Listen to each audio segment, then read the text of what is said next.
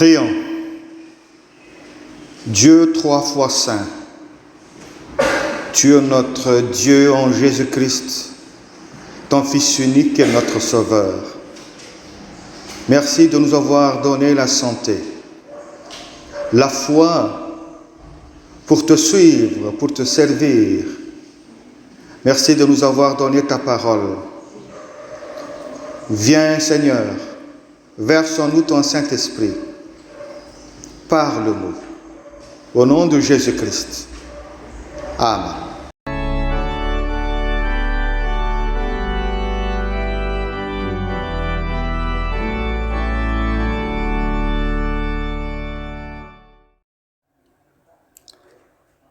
Jérémie chapitre 11, versets 18 à 23. Au nom de Jésus. Jérémie menacé par sa propre famille. Le Seigneur m'a informé, et je suis au courant. Il m'a fait voir leurs manœuvres. Moi, j'étais comme un agneau docile qu'on mène à l'abattoir, sans me douter qu'ils projetaient quelque chose contre moi. Ils disaient, détruisons l'arbre en pleine force, supprimons-le du monde des vivants, et que personne ne se souvienne qu'il a existé. Mais toi, Seigneur de l'univers, tu es un juge loyal. Tu perces le secret des consciences. Je pourrai voir la revanche que tu prendras sur eux, car c'est à toi que je confie ma cause. C'est pourquoi, voici ce que le Seigneur de l'univers déclare contre les hommes d'Anatoth, qui veulent ma mort et me disent « Cesse de faire le prophète au nom du Seigneur, sans quoi tu mourras de notre main. » Voici donc ce que déclare le Seigneur à leur sujet. Je vais intervenir contre eux. La guerre tuera leurs jeunes gens. La famine fera mourir leurs fils et leurs filles. Il ne restera aucun survivant des gens d'Anatoth, l'année où j'interviendrai contre eux en leur envoyant le malheur. Amen.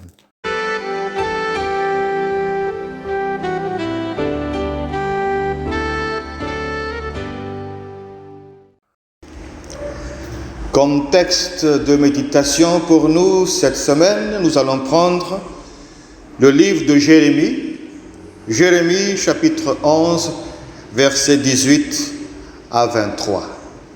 Et j'ai pris comme thème « Le Seigneur vient avec ses serviteurs ».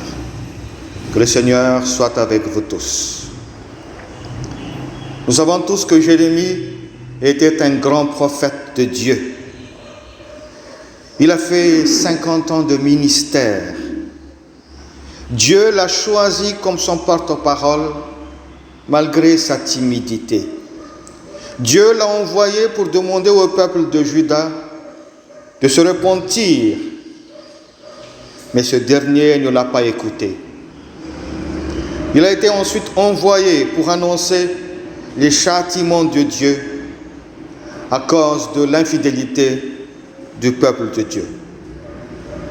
Et cela a causé la colère et la persécution qu'il a dû subir. D'où le titre, ou plutôt le sous-titre de Jérémie chapitre 11, versets 18 à 23. Jérémie menacé par sa propre famille. Nous allons voir dans cette méditation comment le Seigneur vient avec ses serviteurs. Premièrement, le Seigneur vient avec ses serviteurs car il connaît ses problèmes. Quel est le premier problème de Jérémie? Jérémie a eu comme problème de pouvoir servir depuis sa jeunesse. Nous savons tous que Jérémie était un prophète hébreu de la race sacerdotale dans la tribu de Benjamin. Et il a commencé son ministère tout jeune, à peine âgé de 14 ans. C'était en l'an 628 avant Jésus-Christ. Et ce n'était pas facile de s'exprimer en tant que jeune auprès du peuple. C'est pourquoi, quand Dieu l'a appelé à devenir son porte-parole, il a répondu: « Hélas, Seigneur Dieu, je suis trop jeune pour parler en public. » À 14 ans, un juif sort à peine de son enfance. Et il a été jugé comme une personne d'un autre monde. Mais le Seigneur lui a dit: « Ne dis pas que tu es trop jeune. Tu devras aller voir tous ceux à qui je t'enverrai et leur dire tout ce que je t'ordonnerai.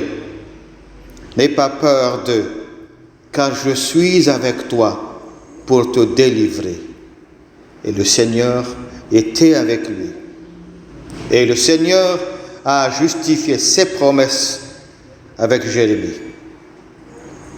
Chers jeunes,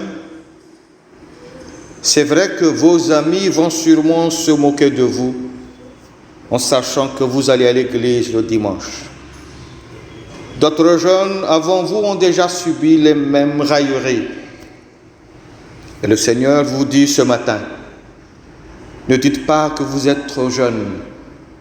N'ayez pas peur d'eux, car je suis avec vous pour vous délivrer.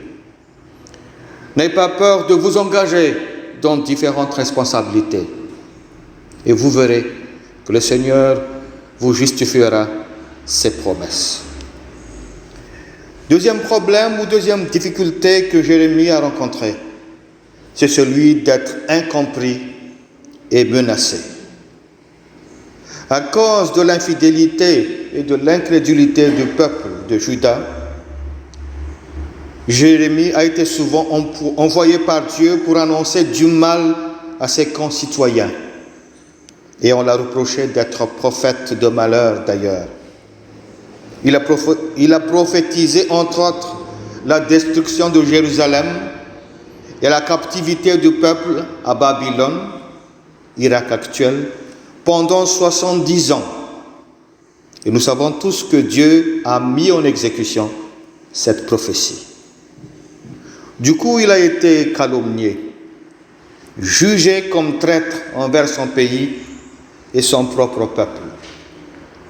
C'est pourquoi les gens lui ont fait beaucoup de menaces et de mauvais traitements. Et au verset 19, il a dit qu'il était comme un agneau docile, comme un à l'abattoir, sans se douter. Alors que des hommes ont projeté sa mort en disant: supprimons-le du monde des vivants, et que personne ne se souvienne qu'il a existé. D'où les plaintes fréquentes de Jérémie à Dieu. On l'appelle aussi prophète pleurnichard, car il a dû beaucoup pleurer à cause de la persécution qu'il a dû subir. Heureusement que c'est vers Dieu qu'il s'est toujours réfugié, sinon il n'aurait pu tenir jusqu'à la fin. Chers frères et sœurs, suivre le Seigneur est quelque chose d'incompréhensible pour beaucoup.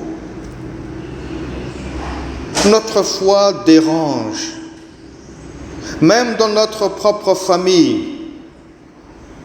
On encaisse souvent différentes moqueries lorsque nous nous préparons à assister au culte, que ce soit en présentiel ou virtuel. Encore plus lorsque nous essayons de leur proclamer des versets bibliques, la parole de Dieu. Forcément, les gens les prennent comme une accusation, comme une ségrégation. Et ça va de soi dans la société, à l'école ou au travail. Mais le Seigneur nous dit aujourd'hui: n'ayez pas peur d'eux, car je suis avec vous pour vous délivrer. Souvenons-nous de la parole de notre Seigneur: si quelqu'un a honte de moi et de mes paroles, alors le Fils de l'homme aura honte de lui, quand il viendra dans sa gloire et dans la gloire du Père et des saints anges. Ça veut dire, il va nous refuser d'entrer dans son royaume. Alors soyez braves et fidèles, car le Seigneur vient avec nous. Deuxième et dernière partie de notre méditation. Le Seigneur vient avec nous, car il pourvoira à la mission de son serviteur. Le serviteur vient avec nous, car il pourvoira à la mission de son serviteur. On a révélé tout à l'heure que des hommes d'Anatote complotent de faire mourir Jérémie. Mais c'est quoi Anatote? Anatote, c'était une ville située au nord de Jérusalem à l'époque. C'est là que Jérémie fut né. C'était une ville lévitique de la tribu de Benjamin. Alors, les hommes d'Anatote sont simplement des sacrificateurs de Anatote, la propre ville de Jérémie. Des sacrificateurs qui sont jaloux et qui ont cherché à le faire mourir. Jérémie, menacé par sa propre famille. Il est persécuté. Mais plus il est persécuté, plus sa proximité avec Dieu se confirme. Plus il est jalousé, plus il se confie en Dieu. Et il s'adresse au Seigneur au verset 20. « Mais toi, Seigneur, Seigneur de l'univers, tu es un juge loyal.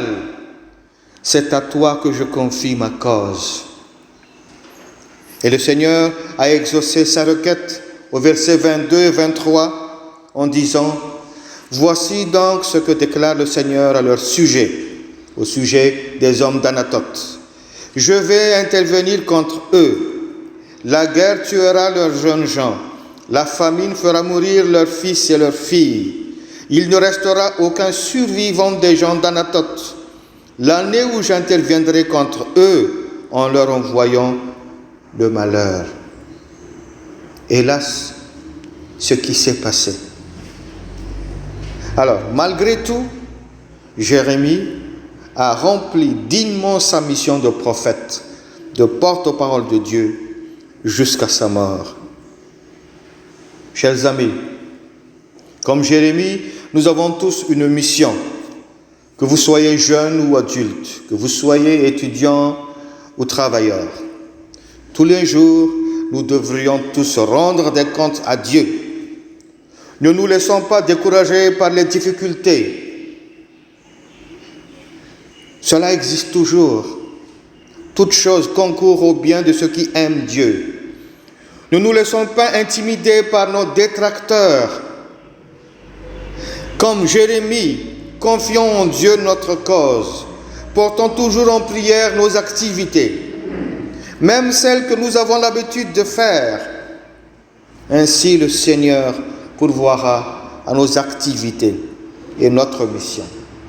Ainsi, le Seigneur qui vient avec nous pourvoira à notre protection. Pour conclure, je voudrais dire que la position de Jérémie préfigure ici de façon remarquable celle de Christ. Jésus-Christ a été haï, menacé par les Juifs comme lui. Les Juifs ont comploté contre lui pour le faire mourir. Et bien que traité plus injustement, Jésus-Christ a par contre prié sur la croix. « Père, pardonne-leur, car ils ne savent pas ce qu'ils font. » C'est vous et moi qui avons crucifié le Seigneur, mais il nous aime encore. Il a été mis à mort à cause de nos péchés, mais il plaide jusqu'à maintenant à notre faveur à la droite du Père. Alors, ne le quittons plus. Laissez-le venir avec nous tous les jours, jusqu'à la fin du monde. Amen.